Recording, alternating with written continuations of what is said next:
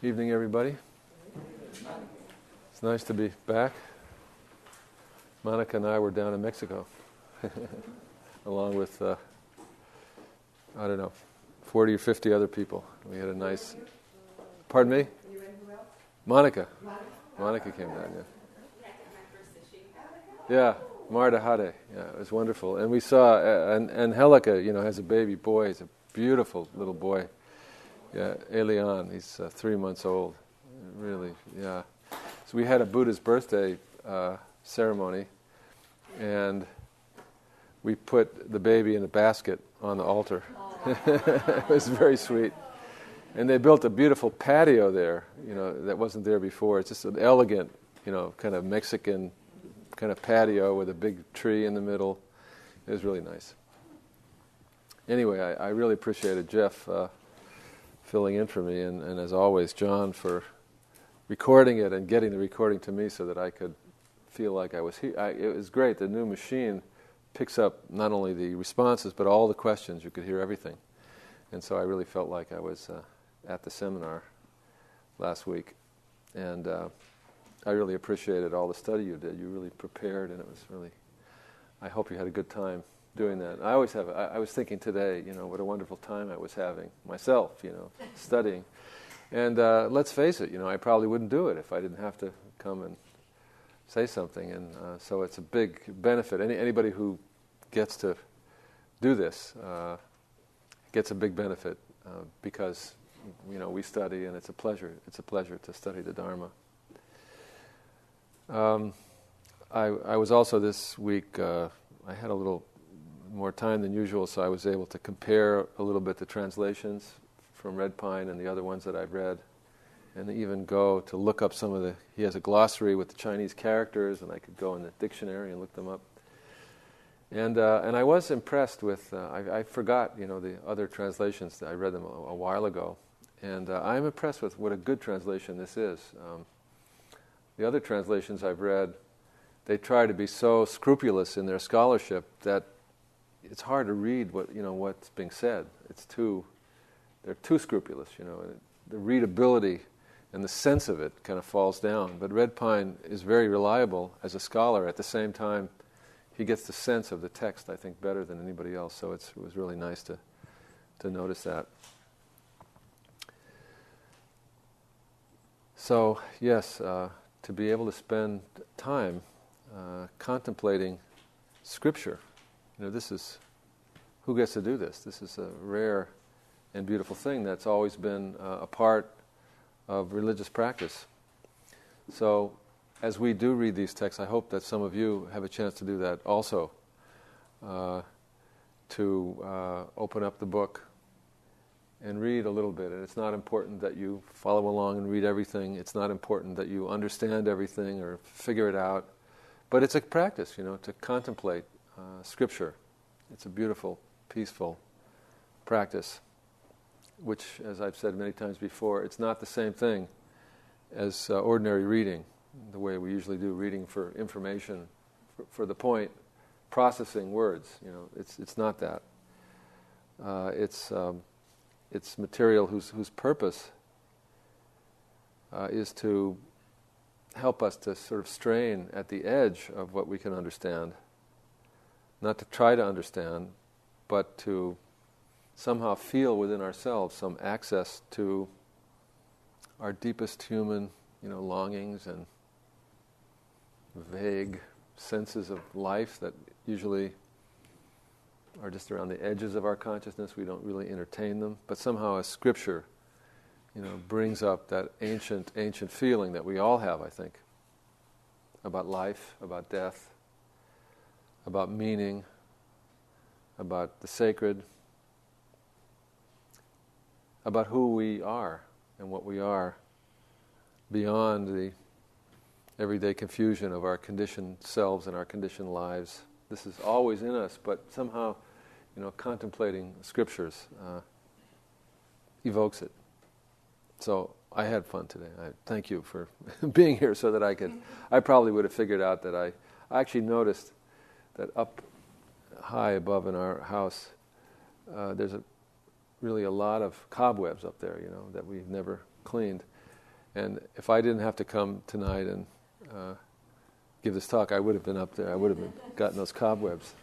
As it is, they'll probably remain there until death, But so thanks.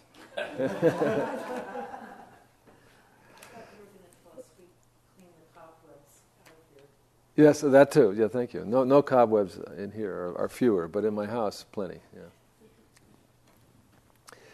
So what I thought I'd do this evening is I just selected a few passages. I'm not. I guess it would be interesting sometime to take a text and think to go through the whole thing. It'll take months and months to do it, but we haven't been doing that. We've been kind of reading here and there in a text. So that's what I'm going to do, because we're going to finish this text next week. So I'll just take a few passages that I've selected and talk about them, which is also traditional in scriptural studies, right? It's not necessary to go through the entire text. Usually it's in all traditions that I know of, there's the practice of taking something that seems important at a given occasion and speaking about that one little piece of Scripture. So that's what I'm going to do tonight. So I'm starting on page 20 with number 25. I know that Jeff went all the way to 37, but I'm going to hit pieces that he didn't necessarily hit last week. Remember that as we've been saying, I think Jeff said this as well, the text has sort of three main parts to it. The first part is a narrative of Huineng's life and times. And as Jeff said, probably an entirely fictitious narrative, but tells you a lot about the tradition. That's the first part. And the second part is sort of the present moment scene of the scripture where Huineng, he tells that story in a flashback.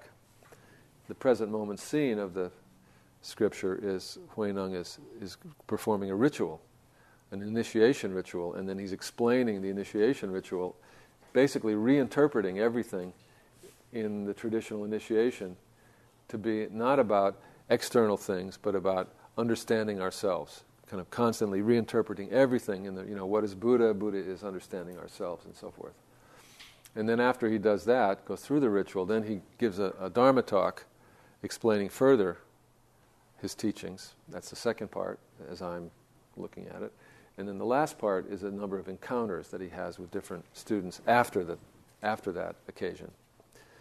So these pieces that I've selected are mostly from the second part, his Dharma talk. And so he's defining the words Maha Prajna Paramita.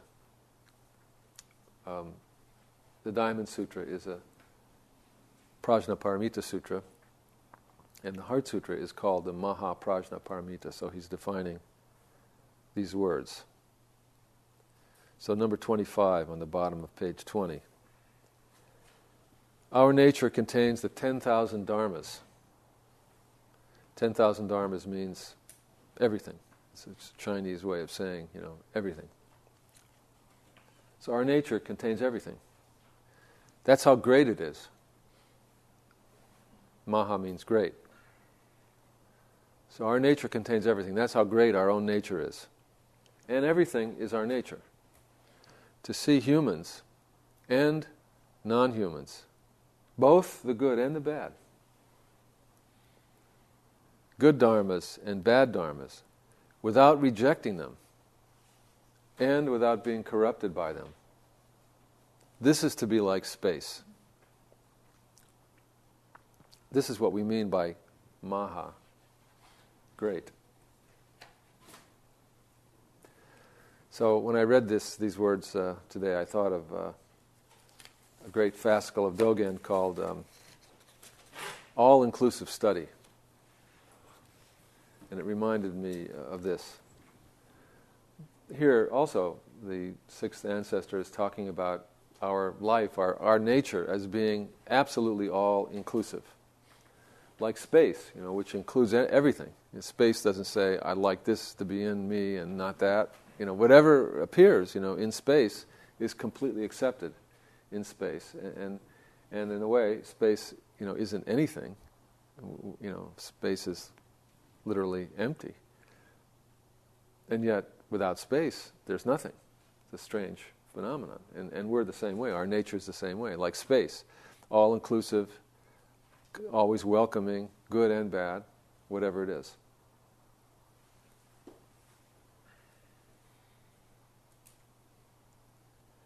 Sue said last week, I heard on the tape, when you were discussing non-duality, and I think something like, not exactly what you said, I guess, but something like saying that how positive non-duality was for you and in your life.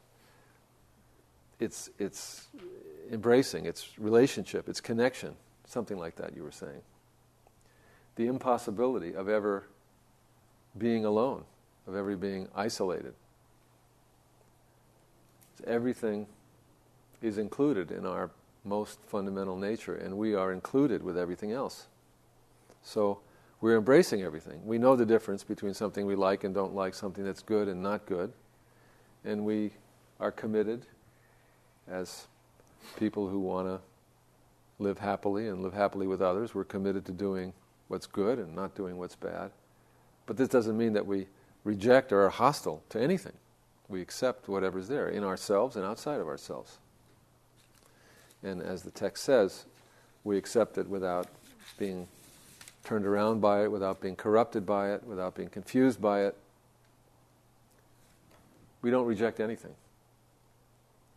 But we know what to do, and we know what not to do.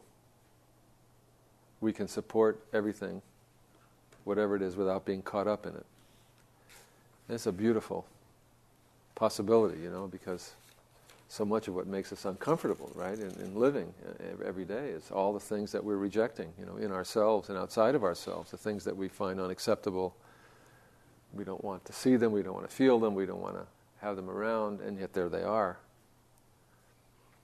So this is such a generous, peaceful possibility. And that's what he says the word maha means. Number 26. What does prajna mean? Prajna means wisdom.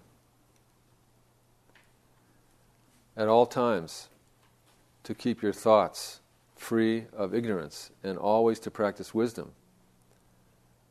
This is what we mean by the practice of prajna. One thought of ignorance and prajna is cut off. And then one thought of wisdom and prajna pops up again. A person who is ignorant says, I'm practicing wisdom. So if you ever hear somebody saying, I'm practicing wisdom, look, it's a sure sign that they're not, it says. The prajna has no form, it has no identifying marks. It's the nature of wisdom. So, it seems, this seems like a very extreme form of expression, at all times, to keep your thoughts free of ignorance, and always to practice wisdom. It seems like impossible, like who could always and at all times practice that way? And one moment when you're not, you lose, wisdom disappears, when there's an ignorant thought, and reappears when there's a wise thought. So the expression kind of tells you that conventional understandings of ourselves and of wisdom aren't quite right. Conventionally, we might say, "Oh, I'm wise," or "I'm practicing wisdom." But wisdom, as it's meant here, isn't like that. Wisdom isn't something that somebody can be or possess. I am wise. I have wisdom. It couldn't be that.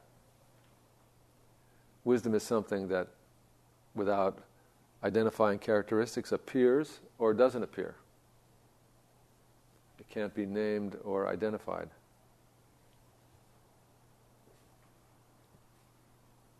So it's not, like a personal characteristic or a quality or a knowledge. We can have knowledge. I can know something. You can know something. We cannot know it. But wisdom isn't knowledge. So it's not a personal characteristic. It's not knowledge. It seems to come and go freely, and it can't be identified, self-identified or identified even from the outside. So what would wisdom be then? I think it would be simply, following Sue's line of thought, simply to be warm-hearted, to feel connected, to feel sympathetic, to feel like everything was included in your view. There was nothing outside. So then, to be free of ignorance would be to be free of separation, to be free of, the way that we, without knowing we're doing it, willfully hold ourselves apart from others and from reality. And I was really impressed last week with Jeff's explanation of emptiness as a double negative, a negation of a negation. I thought it was really, really good. I think he said that he got that from the commentary in here, but he had a great way of explaining it. That our usual sense of self, which is, here I am over here, apart from everything, ripped out of the fabric of reality, and it's a tough go. And I'm worried, because I'm not sure how things are going to turn out.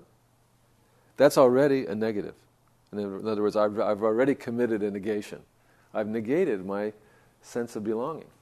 I've negated my inner nature by just without even knowing I'm doing that. It's not a willful act. It's an act of just being a conditioned human being. So that emptiness then is a negation of that negation, a re-including of ourselves. It was never so to begin with, that we were separate. But we have unconsciously identified ourselves in that way and have then behaved based on that kind of negative identity. And emptiness comes along and takes it away and re-includes us in the world. So prajna is the wisdom specifically that manifests that understanding in us. It negates the negation of our separation. And it joins us in sympathy with everything that is. And we see the emptiness of our holding ourselves apart. And thinking about this today, it reminded me, we're in the middle of Passover. And so I always go to a Seder, on the first night of Passover. And so I go to my friend Rabbi Lou's house, and we have quite the Seder. This is the first year we didn't come home around 2 o'clock in the morning, because Rabbi Lou is a conservative rabbi, and he does everything by the book, literally.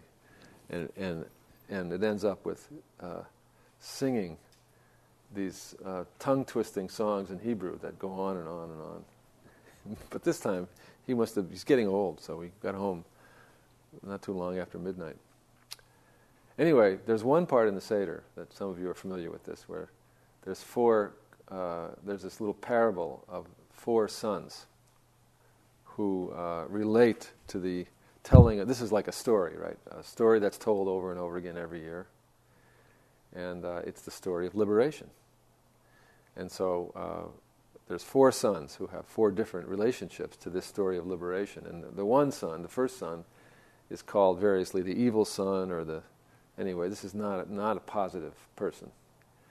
And the reason why is because he says, tell me the story about what happened to those people long ago. And then the text says, and his problem is that he has put himself outside of the belonging. He wants to know what happened to them. It didn't happen to them, it happened to us, it happened to all of us. We're all included in this. And so his so-called evil is his separation. And it's just like what it's saying here. That, our sin, quote unquote, is the sin of separation, the sin of division. We've divided ourselves, separated ourselves. Wisdom is what brings us back into belonging. And that's why it's not a knowledge. It's not something we know. It's more something we feel. And as the text indicates, sometimes we don't feel it. Sometimes we lose track of it. And then there's some suffering and some alienation. And then sometimes it comes back. And then wisdom reasserts itself. And I think that this is the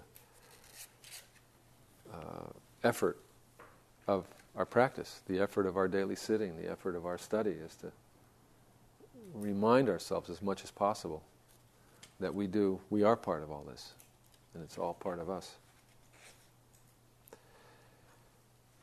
And what does paramita mean? The text goes on. This is Sanskrit. In our language, Chinese, we say, what leads to the other shore, which means what transcends birth and death. What transcends birth and death. When we are attached to objects, we give rise to birth and death. Now that's a kind of an important and astonishing statement. What it's saying is, that's what birth and death is. Birth and death, and the tragedy, of gaining and losing and pain and suffering. That is attachment to objects. When we are attached to objects, we give rise to birth and death, like when waves form on the water. This is what we mean by this shore. Attachment to objects. Birth and death. When we are free of objects, there is no birth or death. Like when a river flows on forever. So we say, this leads to the other shore. This is what we mean by paramita. And, like they always say, I was saying in Mexico, we were reading the Dhammapada down there, and there's one line in there about how the Buddha is the deathless one. That's one of the epithets of the Buddha, the deathless one. And when we've studied early Buddhist texts, we've encountered this. And of course, it makes you wonder, well, but don't the texts say very clearly that the Buddha passes away and his body is burned and there's no more Buddha walking around? So how can it say that the Buddha is deathless, conquers death? What does it mean then, that he conquers death? And from the standpoint of the teachings, death isn't what we mean by death. Death is just this. Death is attachment to objects, attachment to self, attachment to anything, identification with the body. That's death. Fear, because of attachment to the body or the mind or to others.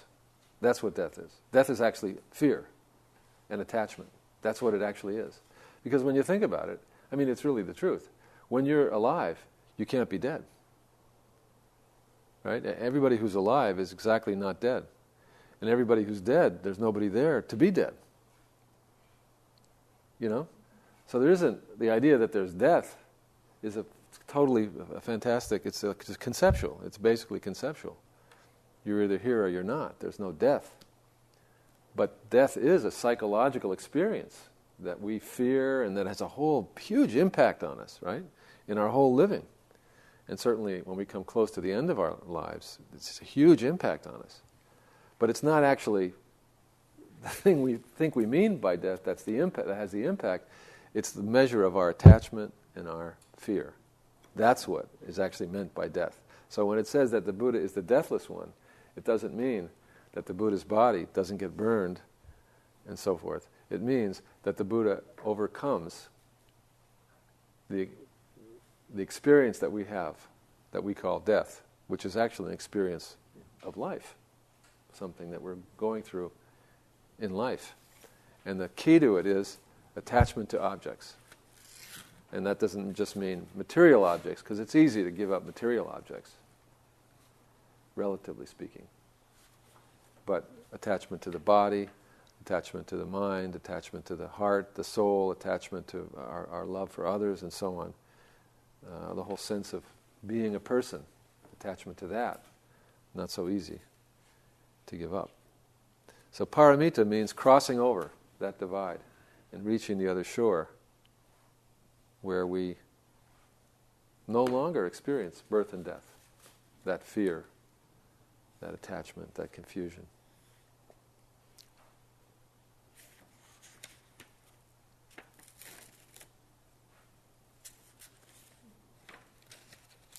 So now I'm skipping over to page 24, number 31.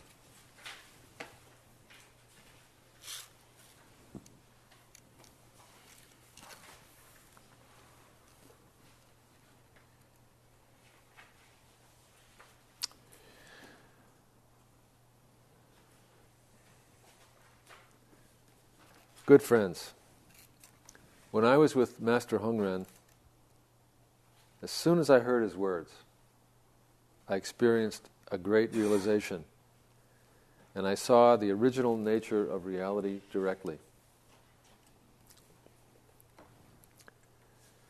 And this word, directly, straightforwardly, simply, without complications, without mediation, this is, the big word and the big teaching of this whole sutra, direct apprehension or direct involvement in reality. Therefore, I am passing on this teaching to later generations, so that those who study the way will realize enlightenment directly, and so that those who contemplate the mind will realize their original nature directly. If you are unable to realize this by yourselves, you need to find a truly good friend to point out the way to see your nature. Sounds like the ice cream truck. It's a nice tune, I'm sorry. It's okay. It does sound like it when you were a kid, the ice cream truck is going by. Kind of makes me want to have like one of those creamsicles that they have. Do they have anything like that anymore? Fudgesicle, yeah. On the way home.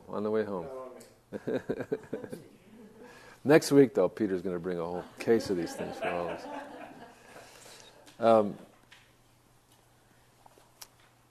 So, if you are unable to realize this by yourselves, you need to find a truly good friend to point out the way to see your nature. And what do I mean by a truly good friend? Someone who understands the teaching of the Supreme Vehicle and who points directly, again this word directly, to the true path, is a truly good friend. A great intermediary. A guide who helps people see their nature. All good teachings can only come about due to truly good friends. That's sweet, huh? The Buddhas of the 3 periods and the 12 divisions of the canon are fully present in this nature of yours. And this sentence comes next because these are our truly good friends. The Buddhas are, the best friends we could ever want. And they are fully present already in your nature. And if you can't realize this by yourself, you need to find a good friend to show you how to see your nature. But if you realize this by yourselves, you don't need to look for a good friend somewhere else. And if someone insists that you have to find a good friend somewhere else before you attain liberation, that place doesn't exist. That's somewhere else, outside yourself, where you're going to find somebody who's going to give you something that you don't have. That doesn't exist. You will attain liberation when you meet the good friend inside your own mind. And again, this is completely consistent with everything else in the text, where over and over again he's saying all these things that we assume, are outside of ourselves. They're all actually inside of ourselves, and they have been all along. But as long as your mind is full of confusion, delusion, and mistaken views, even the instruction of an external good friend won't be able to save you. So that's kind of interesting. I think that we could all read that passage a number of times and contemplate it and draw more meaning from it each time. So that, yeah. Depends on a sort of a broad understanding of the self, when we say Yes, right, exactly. And later on, we'll come to a passage where he talks about inside and outside. Right, exactly. It's not, what we mean by inside and what we mean by ourselves is not exactly the conventional understanding. Exactly. So here he's saying, a good friend, not a spiritual master, not a something like that, but a friend, a good friend, is actually inside your own mind. If you can't realize this by yourself, you need a good friend to help you. But in the end, you have to realize that good friend, external good friend, actually is at the same time the good friend of your own mind.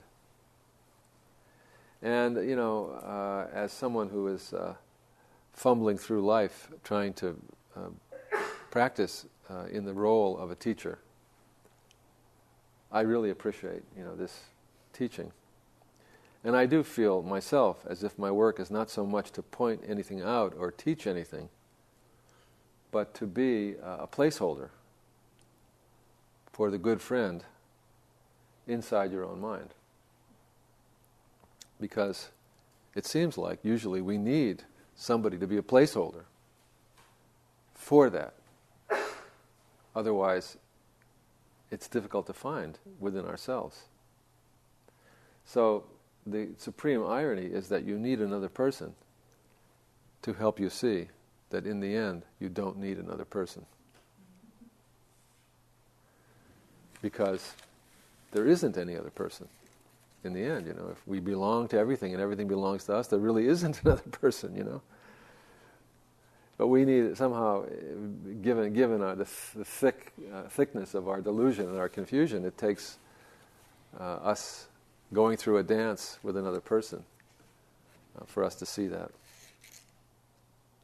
So to me, that's a beautiful thing. He goes on, and this is right exactly the passage I was just referring to, Jeff, right next. If you cannot realize this by yourself, the moment you give rise to the light of prajna,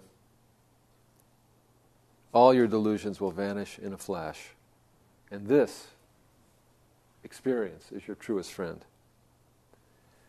With one realization, directly you reach the stage of Buddhahood.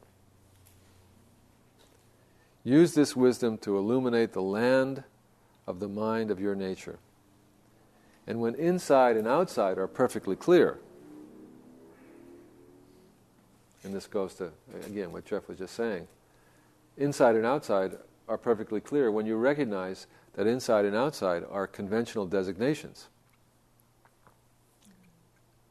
That there is a difference between inside and outside, but the difference is a difference of language and designation rather than fundamental reality.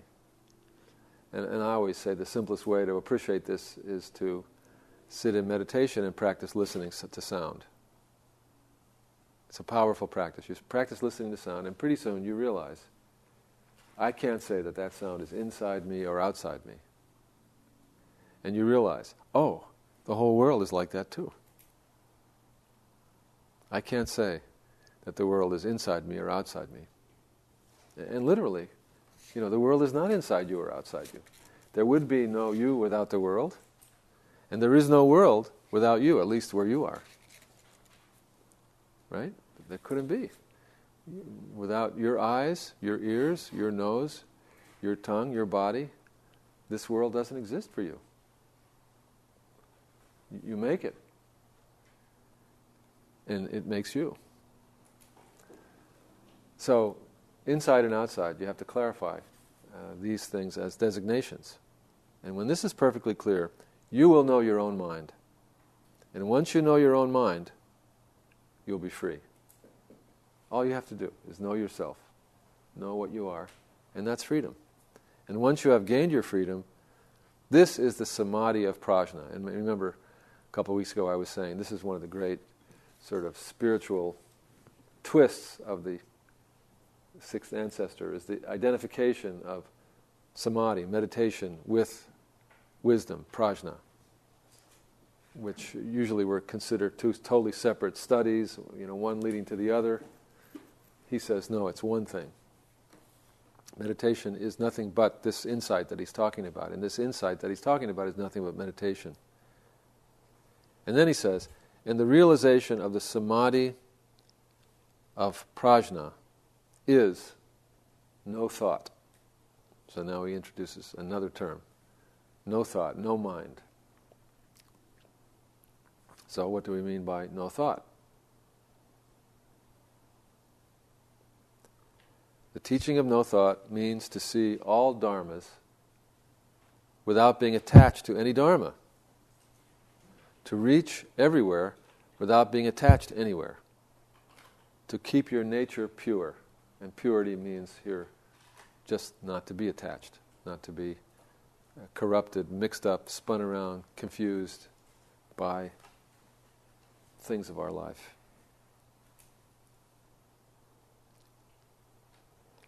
Keep your nature pure so that when the 6 thieves pass through the 6 gates, they neither avoid nor are corrupted by the 6 realms of sensation, but come and go freely. So this is the Buddhist psychology of perception. The 6 thieves, the thieves are the objects of the senses. Things that can be seen, touched, heard, and so on, are the 6 thieves, the 6th being the mind. And they're called thieves because they are constantly robbing us of our freedom, robbing us of our true nature, because it's thanks to those thieves in the act of perception and thought that we get stuck on reality, and we get spun around by reality. So the 6 thieves enter through the 6 gates, which is the 6 organs that correspond to the 6 sense objects. And then the 6 realms are the 6 consciousnesses that arise with each of them. And so generally, and this just goes to show you, we blame ourselves for our own stupidity, but we come by it honestly. It's like embedded in perception. How can we blame ourselves for being human beings who have eyes and ears and function like all other human beings do, which means to be robbed. To be a human being is to be robbed by the 6 senses, robbed of our freedom, and having to go through all of this stuff, meditation and scripture study and all this suffering, just to free ourselves from the 6 thieves which are embedded in our consciousness. So this is the samadhi of prajna. Freedom and liberation constitute the practice of no thought. So no thought is simply being free. But if you don't think any thought at all, if you think that's what no thought means, to blank your mind and not think any thought at all, the moment you make your thoughts stop, you're imprisoned. We call this a one-sided view. So, no thought, the no part of the no thought doesn't mean the negation of thought, it means freedom. Insofar as thought, and thought here stands for all consciousness, insofar as all consciousness is inherently binding. Consciousness that's free is no consciousness. That's the sort of way the terminology is being used. So that's what no thought means. And this, is to me sounds exactly the same as Dogen's famous saying about meditation, about Zazen. He says, think not thinking. This is called non-thinking. This is the essential art of Zazen. It's really the same thing. Don't cut off thought. Don't make the mind blank. In our practice, if thought arises, thought can arise. We're not supposed to eliminate the arising of thought. But if thought arises in meditation, don't hook on it. Don't be stuck on it. Don't identify with it. Don't exercise it. Let it be there and let it pass away. So we really come to discover, really what we're thinking in a way, much more deeply than we do when we're stuck on thought, when we're churning thought with desire, with identity, with self-clinging and so on. We're actually much less aware of the true nature of our thought and of our feeling. So I always think that, when I'm sitting in meditation, I'm really just getting in touch with my deeper sense of what is it that I am and what is it that's going on with me. Yeah. He seems to go to great pains not to use the word meditation. Well, when he says samadhi, that's the word. So he just used it in the last paragraph. The samadhi of prajna is no thought. That would be the word that... When he's talking about the light within you and without, he's describing meditation. Yeah, I think so. So I think in this text, you're right. I mean, he doesn't use meditation so much, but he does, when he uses the word samadhi, that's the word meditation, which he does use occasionally in the text. But you're right, I mean, to point out that he in a sense, he's really defining meditation as beyond what we think of as meditation. He's really saying that the whole question of meditation as calming the mind or focusing the mind or anything like that is beside the point. Meditation is actually something much more profound and wonderful than that. It's freedom itself. That's what he seems to be saying. Yeah, that does sound a lot like him. Yeah. And I think that, maybe I think Jeff was saying last week that a lot of the fallout from this text had to do with, and it goes throughout Zen history, or much of Zen history, had to do with sometimes the denigration of meditation, or don't practice meditation, because it's not about sitting in meditation. And what Dogen does is he brings back sitting meditation and really elevates it in its importance, but with this kind of understanding. Same understanding, but this text can be read to... You could read this text and think that the sixth ancestor is saying, don't ever sit in meditation, it's a waste of time. And many people have taken it that way. But Dogen makes it clear that this understanding doesn't mean that. It means meditate, but with this spirit, with this attitude. So let's see, I think I have one more passage and then I'm done. On the facing page, page 27, number 34. And Jeff did bring this up last week, but I wanted to go into it a little differently and a little bit more than he did. Because I think it's kind of interesting. The magistrate who was there at the Dharma talk that the sixth ancestor was giving, so he was giving a talk to, Governor Schwarzenegger was there.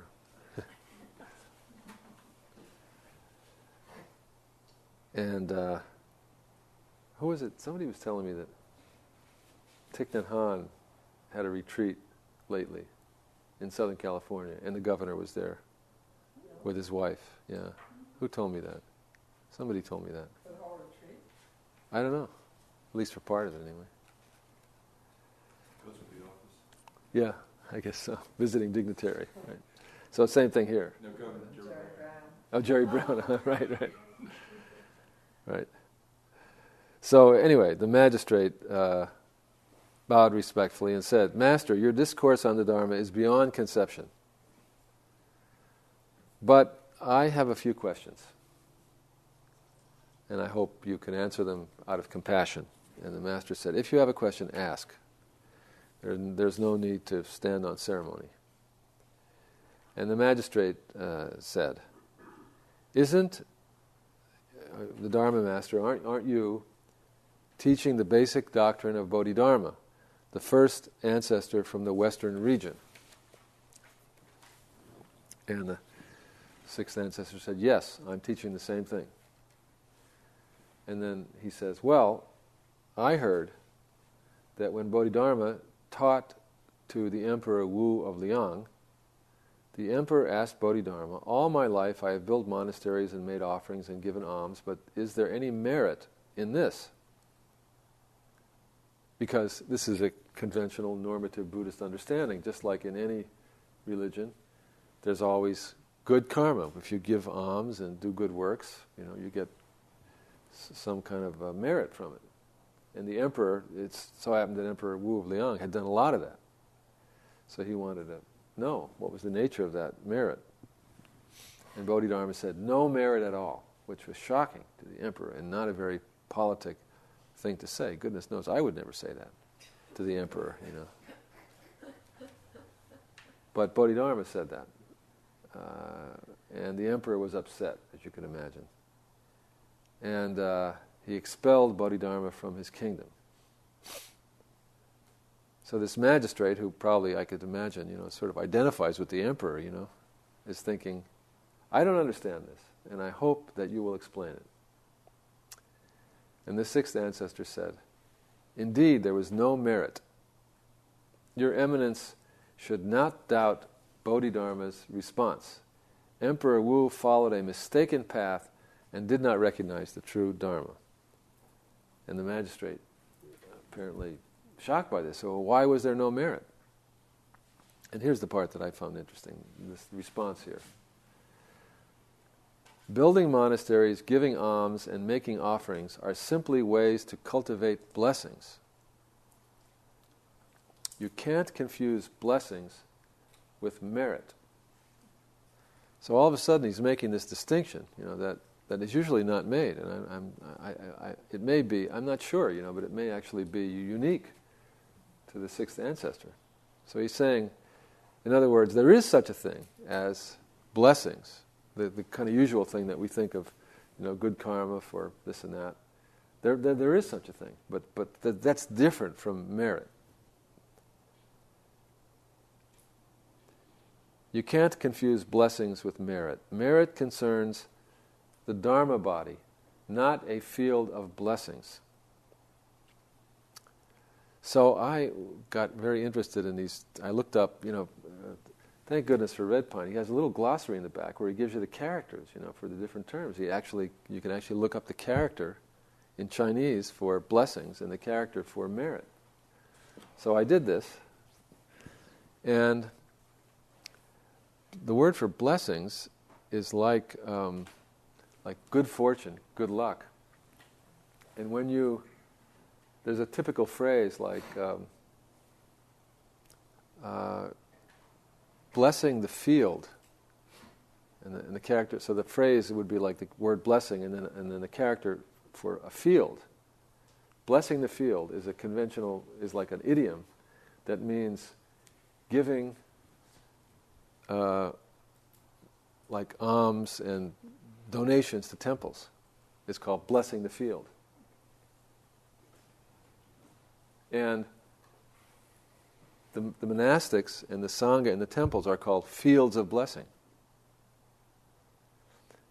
And this is important because it's like when you plant a field. So giving a blessing, like giving alms, is like planting a field. You put the seed in, and then you get to go and reap the harvest.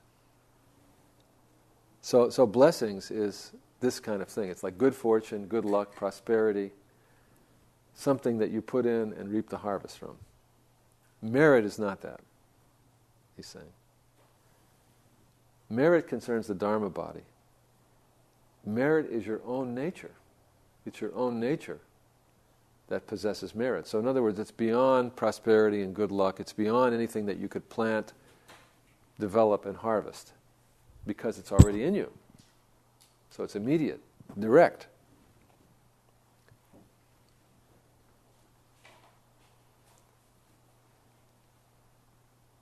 To see your nature is one part of it. So that's the first thing.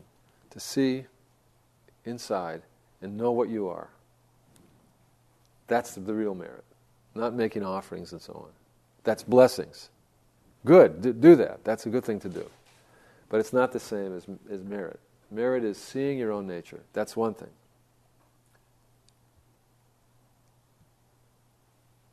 The other thing is, based on that, to be impartial and straightforward. It's very interesting. So in other words, he's saying the practice consists of two things. Internally, to know yourself, and based on that knowing yourself as what? As Buddha, as all-inclusive, all these things we've been saying. Knowing yourself as that, then it would be like the only way you could conduct yourself, right, would be respectfully and straightforwardly. How could it be otherwise? If you knew who you really were, how else would you possibly contrive to live? So internally you see yourself, and externally you behave as if you knew who you were. Straightforward and impartial. Impartial meaning all-inclusive, accepting the good and the bad. So then he repeats, internally, see your Buddha nature, and externally, be respectful. If you slight others, you're not free of the self, and you're devoid of merit. As long as your nature is an empty fiction, your Dharma body possesses no merit. As long as you don't see yourself as you really are, then you're not practicing merit. It's when you see yourself as you really are and you behave accordingly that there's merit. But if thought after thought you cultivate an impartial and straightforward mind, and I looked up straightforward mind, because it's a big word in this text, and it comes from the Vimalakirti Sutra. And the word in Chinese means just that. It means straightforward, it means direct, and it also means personal. Like paying a bill without going through an intermediary. Direct payment is one of the compounds with this word. Or direct face-to-face communication, direct communication. Personal and direct without anything in between. So, if thought after thought you cultivate an impartial and straightforward mind, your merit is far from slight. And when you show your respect,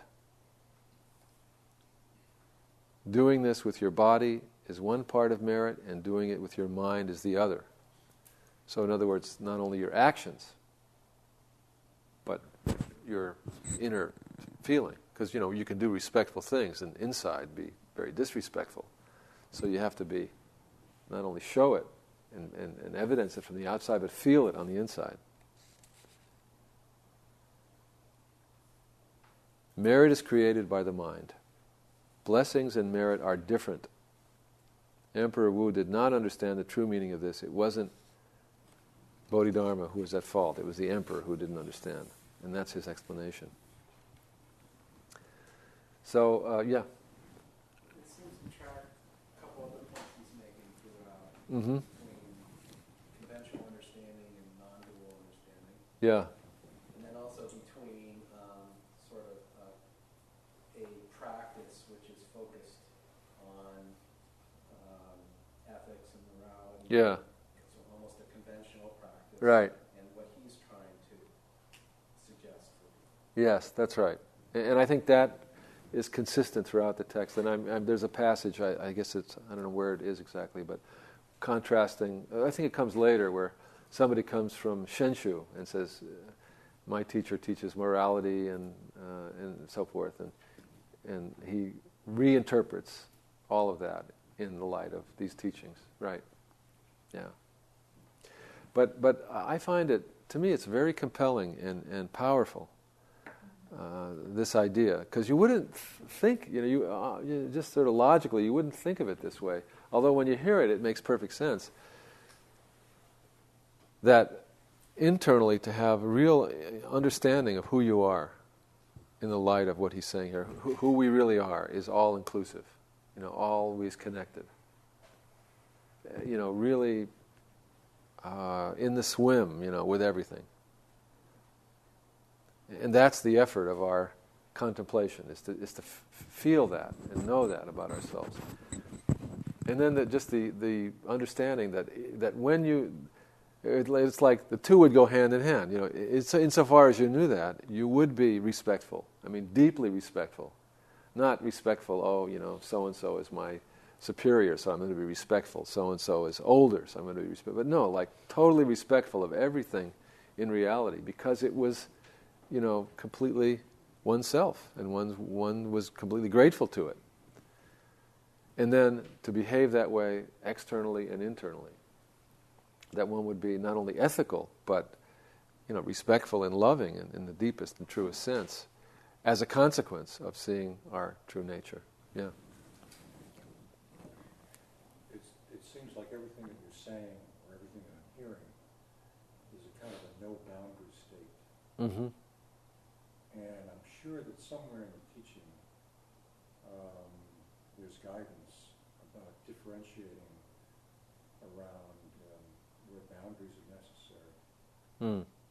So once again, it's paradoxical. Mm-hmm. Language is imperfect in a certain way. Mm-hmm. Well, I think it goes back to what we were saying before about inside and outside. I mean, if you take these words literally. Yeah. No. I think not if you remember the thing about inside and outside, which are real as designations, and they're to be respected as designations. So, proper boundaries and proper respect is not at all at odds with boundarylessness. It's just that you keep your levels straightened out. It's just that in the words that I've heard, Yeah. That's not somehow conveyed. Well, I think it's in the teachings. Sure. Yeah, I think so. But here, I think, in a way, if I'm understanding you correctly, that you're saying that there could be a danger if you saw no boundary between yourself and the world, you might say, well, I just had dinner, but why should I pay for this?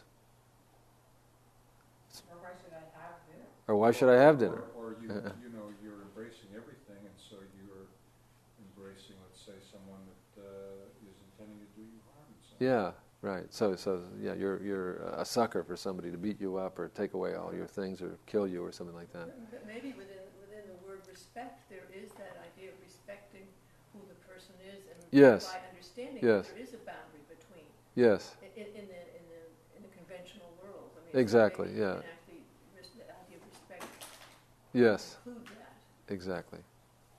Right. So I think that this is very clear in the teachings to me. That. So in that event, Yeah. it's more possible that Schwarzenegger is a bodhisattva.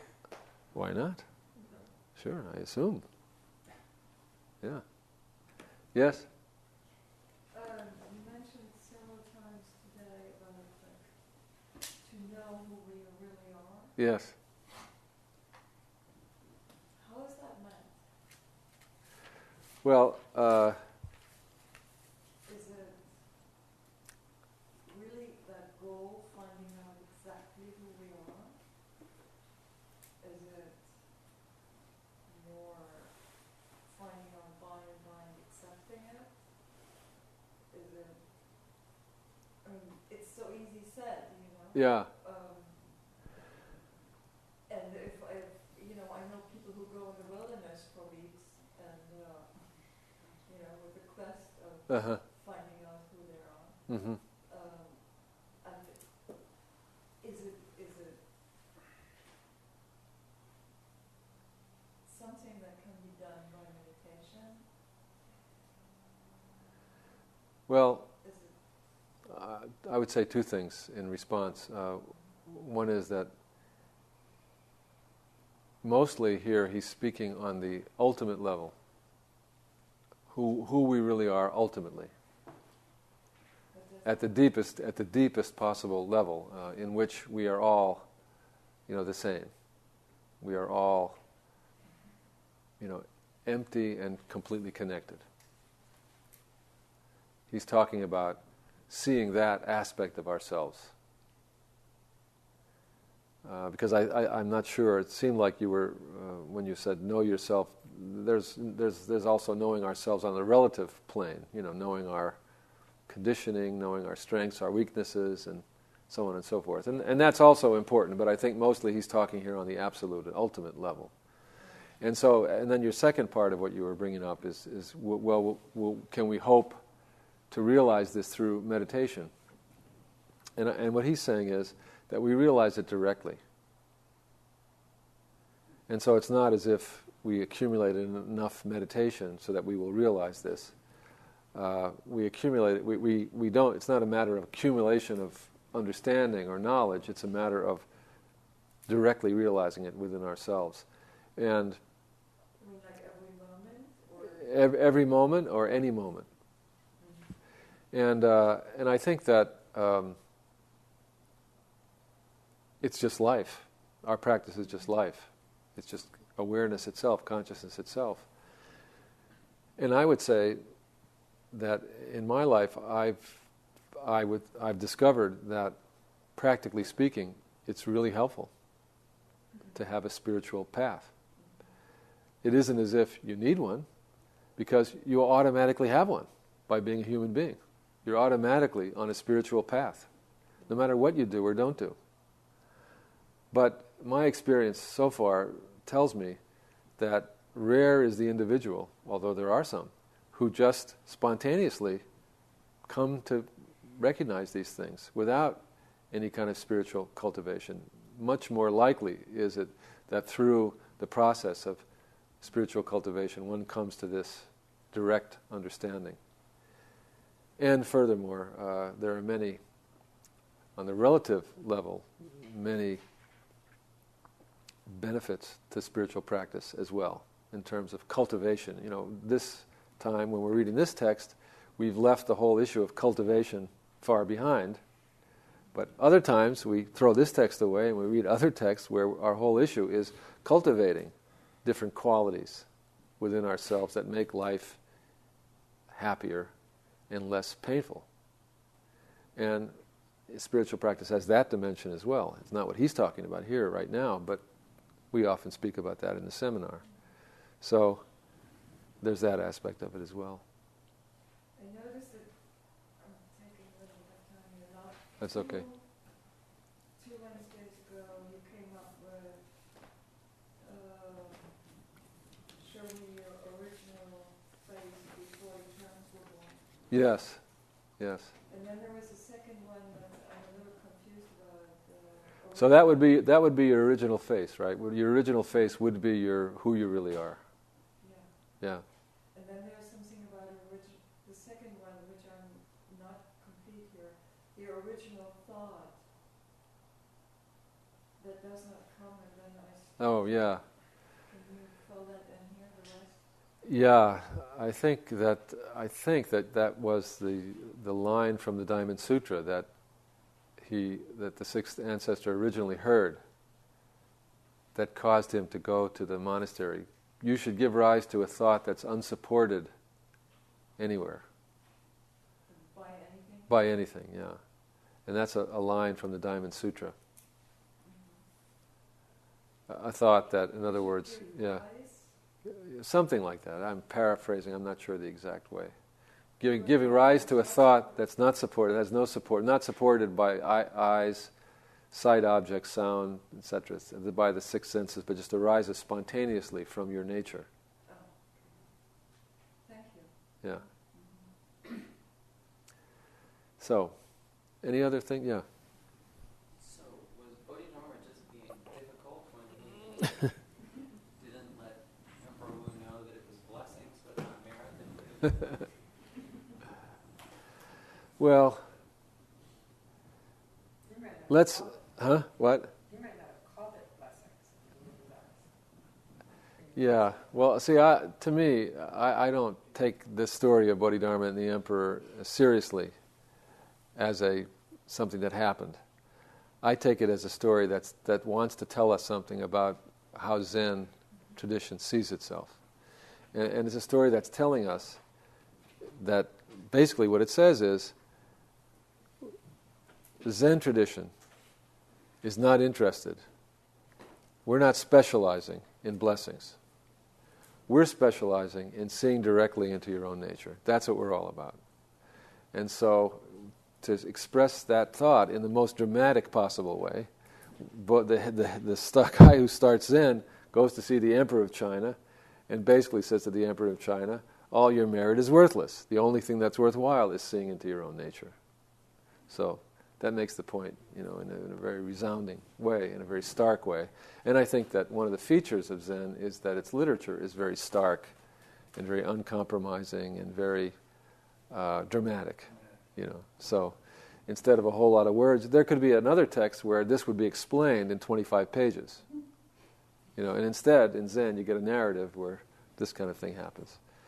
So that's how I take that story. So I'm not thinking, what was Bodhidharma thinking, Because, basically throughout history, religious leaders don't do that to emperors, Because the emperors are going to put up the temples and the monasteries, and they're going to, they don't do that. They say, oh, thank you very much, Emperor, wonderful Emperor. Governor Schwarzenegger, wonderful. Thank you. Yeah, Natan. When you said that the 6th ancestor heard that thought about the unsupported thought. Yeah. Yeah.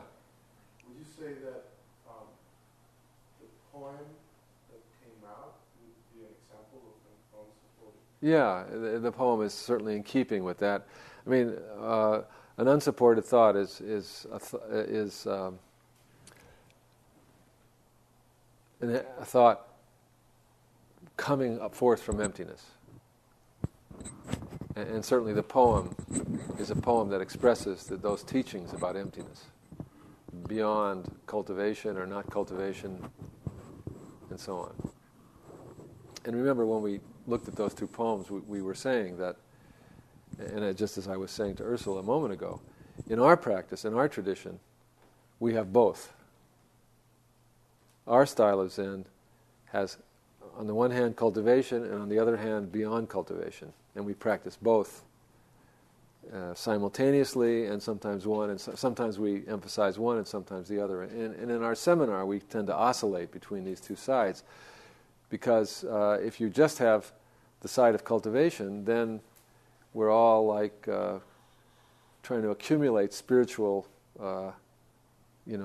accomplishments and see who has more of them, And that becomes, we become stuck on goodness, right? You can become insufferably good, right?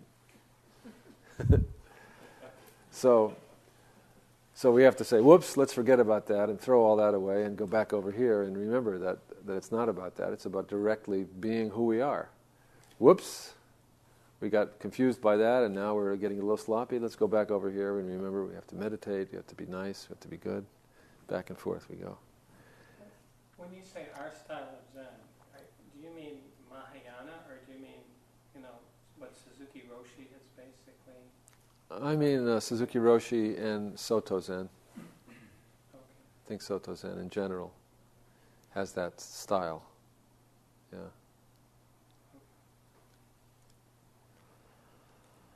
Well, I think we have a little time for a conversation because I had something in mind. And I wanted us to just take a few minutes. We have maybe... Jeff, you wanted to chant for your cousin, right? So let's allow time for that.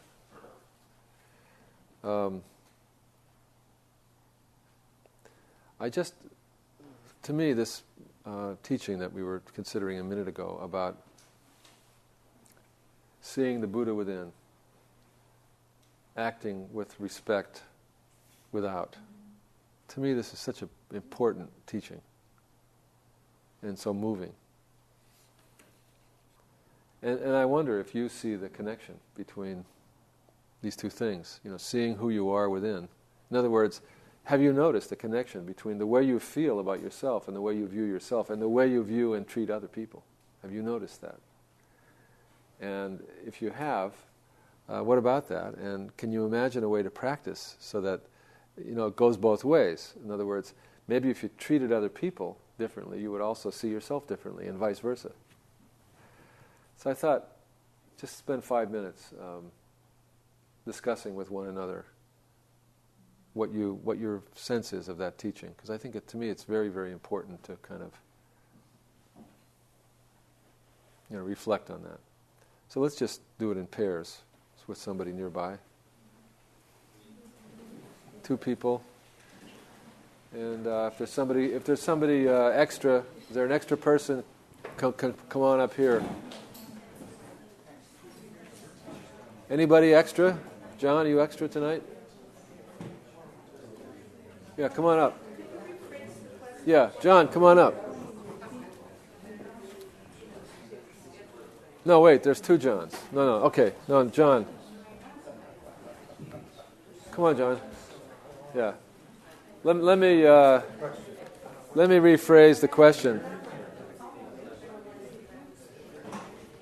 So we'll take a moment to be quiet, and then let me rephrase the question first, and then we'll take a moment to be quiet. John, come on up, and you and I will work together. But there's not enough. Yeah, what? No, I'm not going to wander. I'm gonna just talk. Okay, so I'm asking you to just to see what you feel, whether about this teaching of seeing Buddha within, treating with respect and reverence even without. Seeing, so I'm asking, how does this strike you? Is it something you've thought about before? Is it something you practice? How about if you thought about making this into a practice, say between now and next week? What would that look like?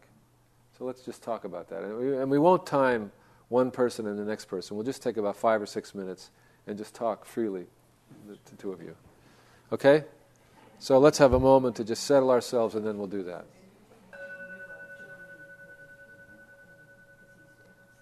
So this is a moment for quiet.